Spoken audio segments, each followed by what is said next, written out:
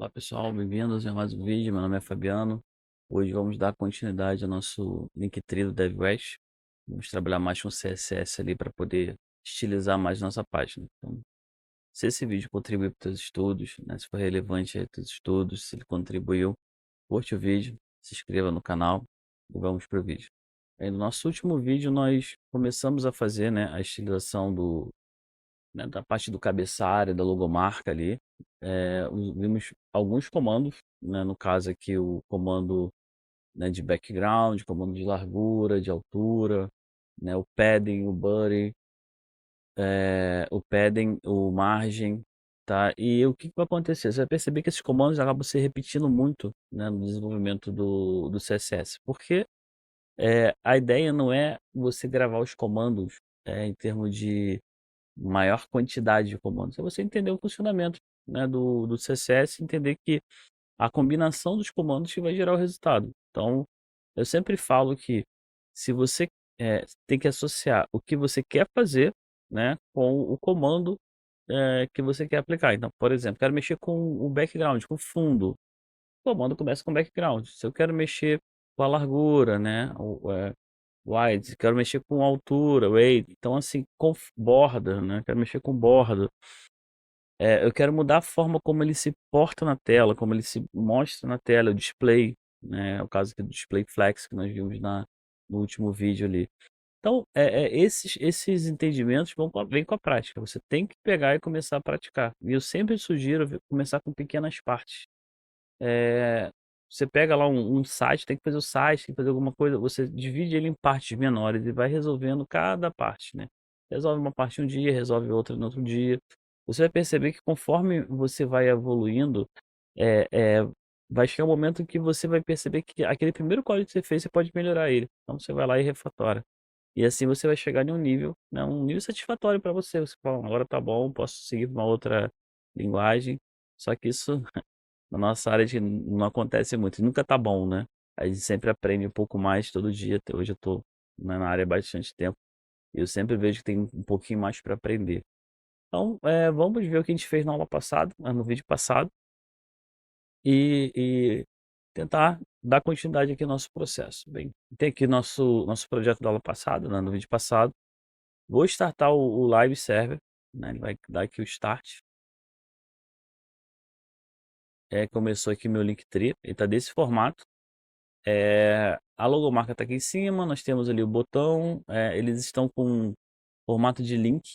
E o que eu tenho que fazer agora, galera? Eu tenho que começar a padronizar, porque eu foquei só na logomarca, né, a logomarca está ali, está funcionando, só que o que que eu preciso fazer? Eu preciso, eh, melhorar o link e melhorar também, né, o texto, né, começar a ajustar ali as coisas. Por quê? O fundo, né, do link, o fundo das coisas, né, eu vou deixar branco. E os links que estão com essa cor azulada aqui, ó, que nem dando para ver, eu não vou mexer no zoom, deixar ele normal, tamanho normal. Essa cor aqui é a cor padrão do link do HTML. Então, quando a gente trabalha com link em HTML, quando a gente coloca a tag A, né, que faz o nosso link, ele por padrão tem a cor azul, né, com a linha sublinhada. E quando você visita esse link, ele fica púrpura, né? Fica ali um tom púrpura ali, dizendo que você já visitou aquele link. Nós temos que padronizar esses links no nosso site. Então, todos os links nesse site aqui, eles vão ter um padrão. Também como a cor, né? Todas as cores, não, as cores, a cor do link e também o tipo de letra. Eu tenho que deixar o tipo de letra normalizado. Para isso, a gente vai vir aqui no estilo e vamos aplicar no body o tipo de letra. Então, no body aqui, a gente vai definir duas coisas: o tipo de letra e a cor da letra. O tipo de letra a gente define com o comando font, né? O comando font, ele tem aqui o comando font family, aonde você define quais são os tipos de família de letras que você vai seguir. E essa questão da letra é um pouquinho complicado, por quê? Porque a letra ela não está no teu site, a letra está na máquina do cliente. Isso é, a letra é um arquivo que fica salvo na máquina do cliente.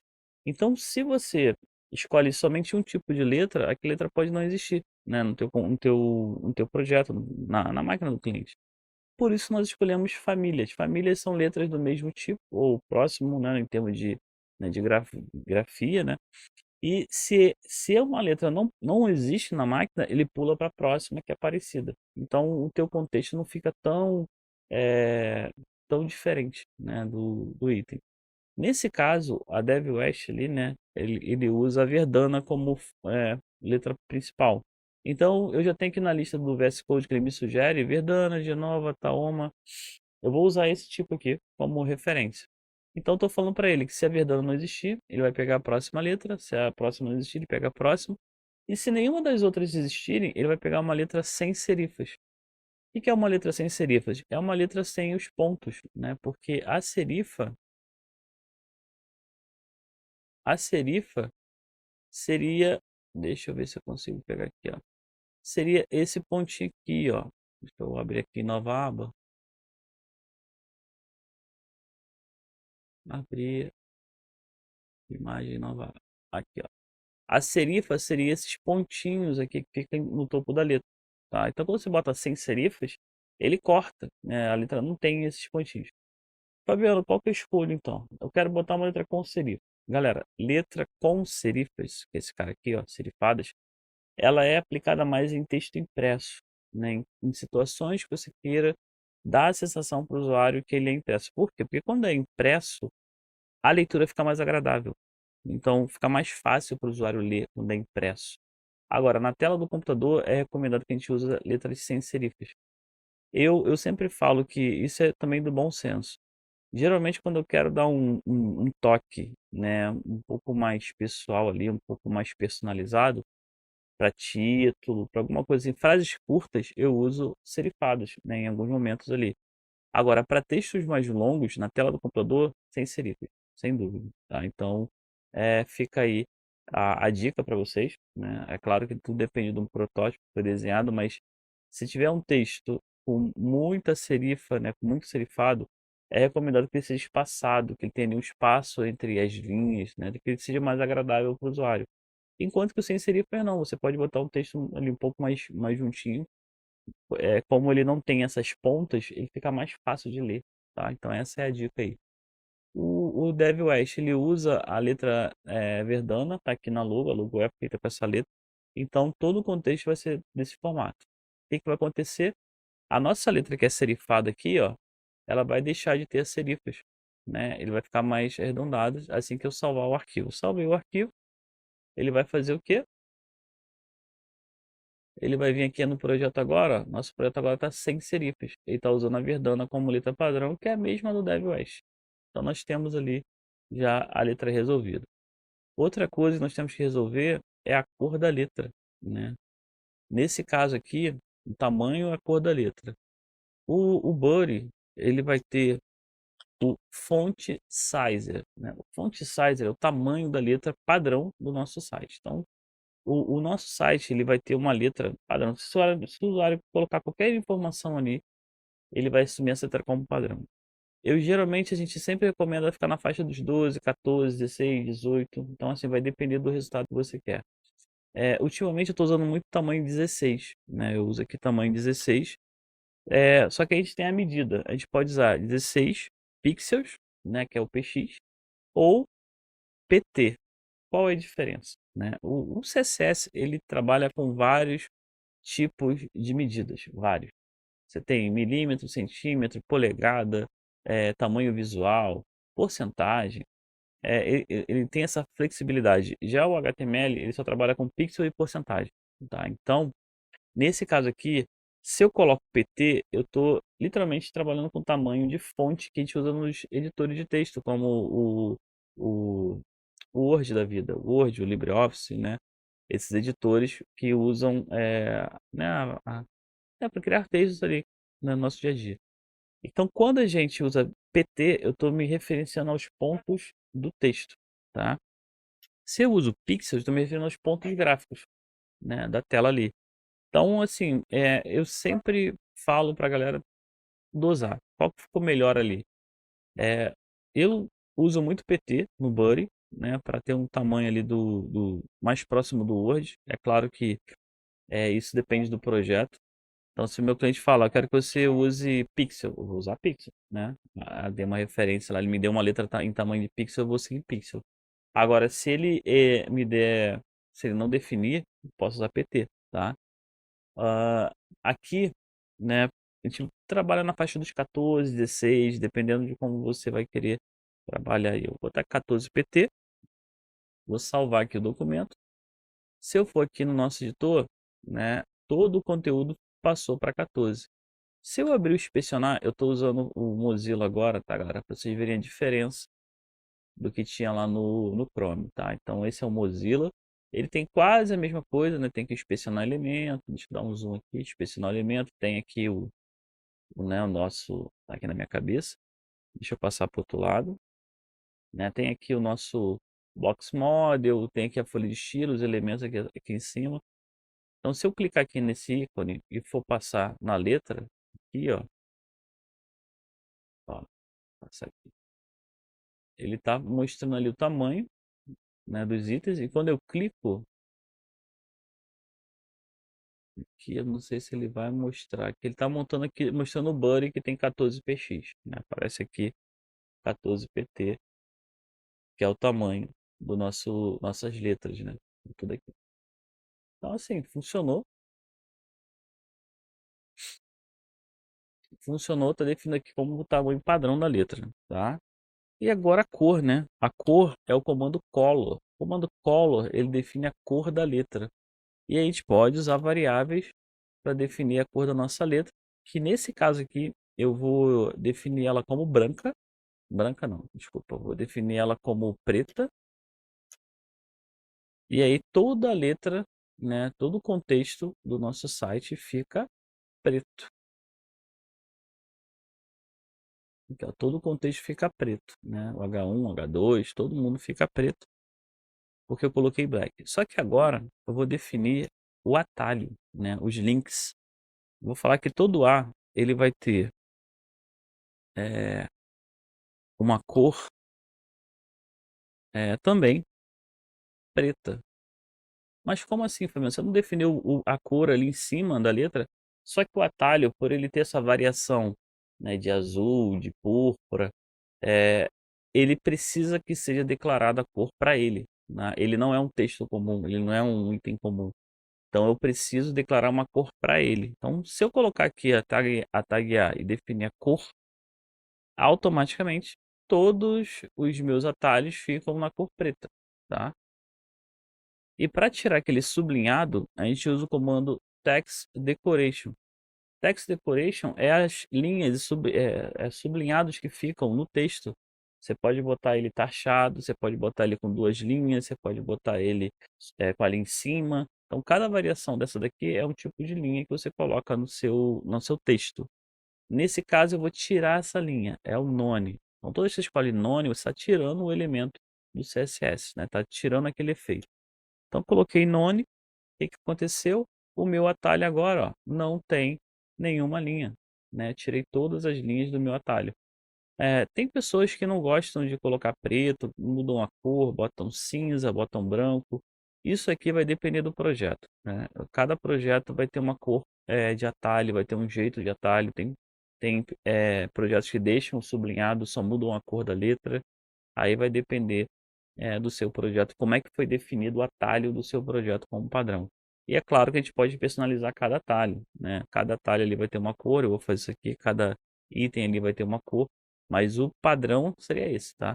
Geralmente no início do projeto a gente define os padrões, né? Quais são os padrões do nosso projeto, que é o caso aqui do root, né? Que é uma configuração de variáveis de estilo, né? Que a gente cria. E depois eu começo a definir, né, o estilo da página. Vou até colocar um comentário aqui. É, style, né, estilo da página, tá? Para definir o que seria a configuração padrão, né, aqui em cima, aqui seria o nosso padrão, né, que é padrão para todo o site. E aqui seria o estilo daquela página, da página inicial. Inicial. assim, inicial. Uma forma de fazer isso também seria separar em arquivos. Eu criar um item padrão e também criar uma página separada. "Ah, Fabiano, por que que você não fez isso agora aqui?" É um CSS pequeno, eu posso deixar na mesma página, não tem problema, mas se eu quiser separar, basta eu vir aqui criar um arquivo novo, por exemplo, criar aqui o main.css, que seria o nosso padrão, né, nosso default, e aí eu pegaria a folha de estilo aqui, pegaria o nosso padrão, retirava aqui do estilo e colocaria nesse main aqui, dessa forma, tá. Então aqui ficaria o código padrão do meu site. Só que quando eu faço isso, ele perde o efeito, né, ele vai perder lá o efeito dos itens padrões. Então o que eu tenho que fazer? Eu tenho que ir lá no HTML e adicionar mais um link para essa folha de estilo. Nesse caso aqui eu vou copiar e colar, Ctrl C, Ctrl V. Opa, deixa eu clicar na linha, Ctrl C, Ctrl V, ele duplica. E aí, o primeiro item a ser carregado vai ser o padrão, tá? Porque a folha de estilo, ela carrega de cima para baixo. Primeiro ele carrega uma folha, depois ele carrega a segunda. E essa segunda pode alterar a primeira. Então, assim, se eu lançar no style a letra A de novo, como tem na main, né? Então, se eu chegar aqui, ó, na main tem a tag A marcado, seletor A marcado. Se eu chegar na style e colocar A novamente, adicionando um efeito, alterando um efeito, ele vai sobrescrever o de cima. Isso ele vai apagar o efeito de cima. Por isso que é folha e estilo em cascata. Cascata. O que vem em cima é alterado pelo de baixo, tá? Então, feito isso daqui, galera, ó, eu já separei aqui, organizei ainda mais o meu arquivo. A vantagem de você separar, né, o main do styler é que se você tem um outro Linktree, se você tem um outro projeto, você só vai alterar, né? O main pode ser reaproveitado, você pode levar esse main até para outros sites. Aí você troca ali as variáveis e o restante se mantém o mesmo padrão. Então, é uma forma de fazer que é muito usado aí, né? Você tem ali, quer reaproveitar o trabalho né, quer reaproveitar o trabalho de várias, né, para não ter que repetir todo o processo de novo, né? Então a gente faz muito isso, separa ali em partes e eu aproveito as partes do site. Bem, com isso, né, o meu site volta ao normal e agora a gente vai começar a fazer o seguinte, ó, tem um problema aqui, que esse meu site ele tá muito largo, aqui ó, tá muito largo. Então o que que eu vou fazer? Eu vou ter que fazer com que essa parte ela fique mais centralizada, ela fica mais no meio da página, tá? Para isso, eu vou trabalhar com container, tá? Um conceito de container. O que que é o container? Container nada mais é do que uma configuração que você cria no teu CSS para ela conter o conteúdo da página, para ela não ser muito larga. Porque o que está acontecendo? Quando quer ver, deixa eu fazer o seguinte aqui, deixa eu melhorar aqui o nosso CSS. Por exemplo, aqui ó, toda tag A, né? A tag A, eu vou vir aqui no styler, eu vou falar que toda tag A, ela vai ter o background branco. Que aí vocês vão entender. Background color, variável, é, color white, white.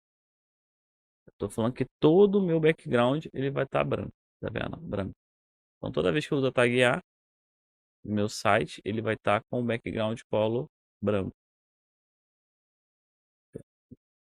Então todo A vai estar branco, tá? Aqui não apareceu A. Por que não apareceu? Hum,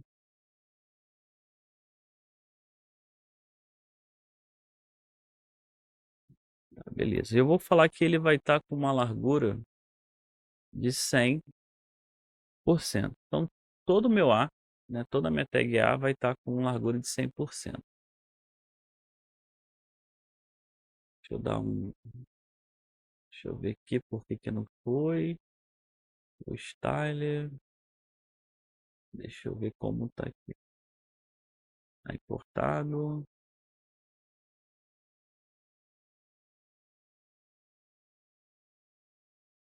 Aqui eu tenho a tag A. Aqui eu tenho a tag A também. Beleza. Esse é o main. E esse é o styler.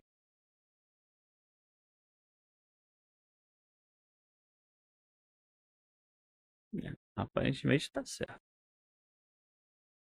Deixa eu parar aqui, às vezes o servidor ele trava no live, a gente tem que dar o start nele de novo.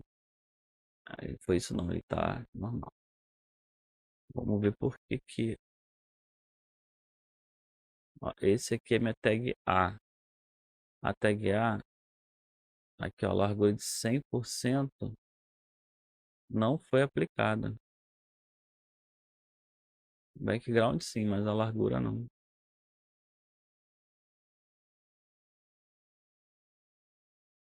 Vamos ver o porquê que não foi aplicada a largura.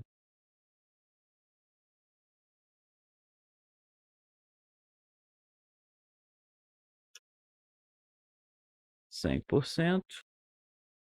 Sendo que eu vou fazer o seguinte, eu vou falar que o mínimo da largura vai ser o conteúdo, o máximo, o mínimo do conteúdo. Vamos ver como é que vai ficar isso. Ele não quer aplicar ali a largura não. Então como é que a gente vai resolver isso? Uma forma de resolver isso é mudando o display desse cara. Porque o que acontece? Ele está colocando esse atalho como um texto, né? Ele não está tratando como uma divisão. Então, uma forma de a gente mudar isso, né, de a gente deixar ele funcionar como uma divisão, seria colocar o comando display. Então, se eu colocar aqui o display, por exemplo, display block, o que que vai acontecer? Ele vai tratar o atalho como uma div, porque antes ele era um atalho, ele continua sendo atalho. Então, ele não vai ter esse comportamento de largura, ele não vai conseguir aumentar a largura dele. Você não aumenta a largura do texto com o wide, né? Não existe isso. Então, para que isso funcione, eu posso botar o display aqui, né? O display mudando esse comportamento para bloco, tá? E aí eu consigo fazer com que ele ocupe a linha toda. Então, você vai perceber ó, que o atalho está ocupando a linha toda. Então, se eu pegar uma tela muito grande, ele fica assim. Uma tela muito pequena, ele fica assim. E qual a ideia? A ideia é que ele fique mais no meio da tela, que ele chegue uma hora que ele pare de crescer. Então, para isso, a gente vem no main, cria um item chamado container. E esse container, ele vai começar com ponto, tá? Como assim ponto? Porque quando começa com ponto, eu estou me referenciando o item que vai ser tratado como uma classe. E o que que é uma classe? Uma classe é um efeito que você quer aplicar a mais de um elemento no HTML. Então, a mais de um elemento, eu quero que ele tenha esse comportamento. Então, você chega aqui, coloca container. E no container, eu falo que ele vai ter uma largura, né? Uma largura de 100%. 100%, tá? E esse 100% ele vai ter uma largura mínima de 320 pixels e uma largura máxima de 1280 pixels, eu consigo manter ele numa faixa que vai desde o celular, que é um menor, a gente tem 300 e poucos pixels, até uma tela grande de computador, que seria na faixa dos 1300, 1200 pixels. Então ele vai ficar oscilando. Por quê? Porque a largura dele é flexível. Toda vez que eu lido com porcentagem, eu transformo aquela largura em flexível. E uma coisa que eu vou colocar aqui a mais, eu vou colocar o margem alto. Com isso ele vai tentar ajustar o elemento no meio da tela. Por quê? Porque esse container aqui, ele é usado muito, né? Esse termo container, ele é usado muito em divs, né? Em elementos que eu quero que ele fique é, é, no meio da tela, né? Que ele seja contido. E como é que eu aplico essa classe, Fabiano, que você criou, né? A classe, você vai no elemento que vai receber esse efeito e você vai e aplica nele a classe, tá? Eu posso estar aplicando no main, se eu aplicar no main, todo mundo vai receber esse efeito, mas eu também posso aplicar de forma isolada. Por exemplo, aqui no header, nas divs. Então, se eu quero aplicar de forma isolada, eu venho aqui, né? Por exemplo, nas divs. coloco o comando class e chamo o container. Então, quando eu faço isso, essa div aqui, ela já vai ser contida. Olha lá, ela já fica contida, ela não encosta no topo da página. E se eu tenho uma tela muito grande, ela para no 1200. Se eu tenho uma tela muito pequena, ela vai parar no 320. Então, você percebe que ela se contém, ela não cresce como deveria crescer, tá vendo? E toda vez que eu quero que a div, né, o elemento se comporta como uma div, tenha um comportamento de contido, né, basta eu chamar uma class e coloco o container. E aí eu vou travando os meus elementos. Vou escrever errado aqui. Container.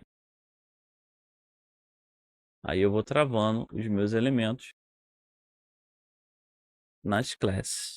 Então a diferença da class para o ID é que o ID eu mantenho um só em todo o código. Já a class eu posso repetir várias vezes. Aqui, ó. Então eu posso repetir várias vezes a class com o meu contexto, né, no meu texto. E nós, né, nós que criamos sites, cara, usamos direto a class. Então, quando a gente precisa criar um efeito que vai ser propagado para mais de um elemento, nós vamos lá na nossa folha de estilo, né, no caso que eu usei o main, crio lá a class, coloco o efeito ali, né, e depois chamo ele no HTML. O ID é usado, mas é quando você quer mudar apenas um item ou um item específico ali no teu código e você não quer que aquilo seja propagado para outros lugares. Então a gente usa o ID para isso. Mas a class ela é muito mais usada no nosso dia a dia. Bem, depois que eu defini aqui o container, né, coloquei ali nosso atalho já ficou bonitinho. O que a gente pode fazer aqui para deixar ele mais bonitinho ainda? A gente pode definir uma margem para o atalho, né, uma margem para o atalho. Eu vou colocar essa margem apenas em cima e embaixo, tá? Deixa eu ajustar aqui, eu vou colocar a margem aqui embaixo, tá, galera? Para fazer esse movimento aqui de texto no VS Code, é Alt, setinha para cima e para baixo, você consegue mover o bloco. Eu vou fazer o seguinte, eu vou querer que a margem ela fique só em cima e embaixo, para afastar um elemento do outro. E nesse caso aqui, eu posso fazer da seguinte forma, eu posso botar o margem top, né, como a gente já viu, né, o margem top, e definir que ela vai ter 20 px em cima de cada elemento lá. Então eu já tenho aqui, ó, um, um afastamento, né, dos atalhos. Ele se afasta do elemento de cima. Então seria uma opção, né, fazer dessa forma. Outra opção, né, caso eu não queira usar isso, seria eu colocar o margem, só o comando margem, e definir a posição conforme eu lanço os valores. Então o CSS tem muito isso. Você lança o comando base e depois você vai colocando os valores para cada posição. Então se eu colocar aqui, ó, 20px e 0, eu estou falando que em cima e embaixo vão ter 20 pixels. E esquerda e direita vão estar zerados. Agora, se eu chegar aqui e coloco 0, 0, 20 e 0, eu estou falando para ele o seguinte, ó, que em cima vai estar zerado, que na esquerda, na direita vai estar zerado, embaixo vai ter 20 e na esquerda vai estar zerado. Então é como se fosse sentido relógio, né? Em cima, o primeiro valor é em cima, o segundo valor da direita, o terceiro valor é embaixo e o quarto valor é da esquerda, tá? Então eu vou ter o mesmo resultado. Se eu olhar para esse cara aqui, ó, vai estar o mesmo resultado, tá? Eu posso usar um dos dois. Nesse caso aqui, como eu vou só aplicar em cima, eu recomendaria só o top. É mais bonito do que eu colocar dessa forma. Se você vai usar mais de um, aí você faz, né, a manipulação de forma por valores, né, por passagem de valores. Eu vou deixar só o top aqui, né, vou deixar comentado aqui o anterior, para vocês poderem pegar a referência. E agora, eu vou colocar um comando aqui, que seria o pairing, né, para que o nosso atalho ele fique um pouco maior, né, mais largo. Aí eu vou colocar um pairing de 20px. Quando eu faço isso, olha lá, ó, o nosso atalho aqui ele fica com 20 pixels. Tá vendo? Muito mais bonitinho. Tá vendo? 20 pixels. Tá vendo? Todos eles. E nesse caso aqui, né, eu botei o pairing de 20. E eu posso lançar também o border radius. Border border radius, que nós já vimos que ele deixa a borda arredondada, só que nesse caso vai ser só de 8 px. 8 px que eu quero que ele fique só a pontinha arredondada lá, ó, fica com um botãozinho com a ponta arredondada. Bem, com isso, galera, a gente já tem os botões aqui, né, mais ou menos feitos, né. A gente vai no próximo vídeo a gente vai tratar isso aqui melhor. Eu vou corrigir esses links aqui das redes sociais, vou deixar como tá lá no nosso modelo, um do lado do outro. E aí ele vai ter um efeito especial, eu vou ter que tirar esse efeito aqui desse atalho, vou ter que tratar ele de forma separada. Mas esses atalhos aqui do Facebook, do Instagram já estão funcionando. O que tá faltando aqui é eu colocar a imagem, né, seria interessante eu colocar a imagem aqui, de cada rede social, de cada projeto, separar a rede social dos projetos. Esse nome aqui tá uma cor diferente, tá preto, então talvez um laranja, um branco, para poder diferenciar aí o Linktree. Então, no próximo vídeo a gente vai estar finalizando esse Linktree, né, já com tudo que a gente precisa. Aqui eu já tenho aqui um exemplo do Linktree, ele tá os botões tão grandes, mas a ideia é que ele seja, acessado pelo celular, né, ele vai ficar assim, ó, no celular. Talvez não seja interessante ele estar encostando aqui, a gente pode botar um espaço no main, dá para separar, para ajustar, mas o botão aqui, ó, o botão de inscreva-se está um tamanho bom, mas pode também deixar esse botão um tamanho fixo, tá. Então esses detalhes a gente vai fazer no próximo vídeo, tá, galera. Nesse vídeo nós vimos, mais um pouquinho de CSS, né, a questão do display, né, dos atalhos, dividimos ali um pouco mais a responsabilidade de cada um dos itens, eu separei, né, o que que é padrão, do que é estilo personalizado de cada página, aqui no main, styler, e com isso nosso código ficar um pouco mais organizado. Então isso é comum acontecer no nosso dia a dia de programador. Se esse vídeo contribuiu, né, para os teus estudos, se foi relevante aí, né, para sua jornada, se inscreva no canal, né, curte aí o vídeo para ter mais vídeos sobre esse assunto, galera. Até mais, vejo vocês no próximo vídeo.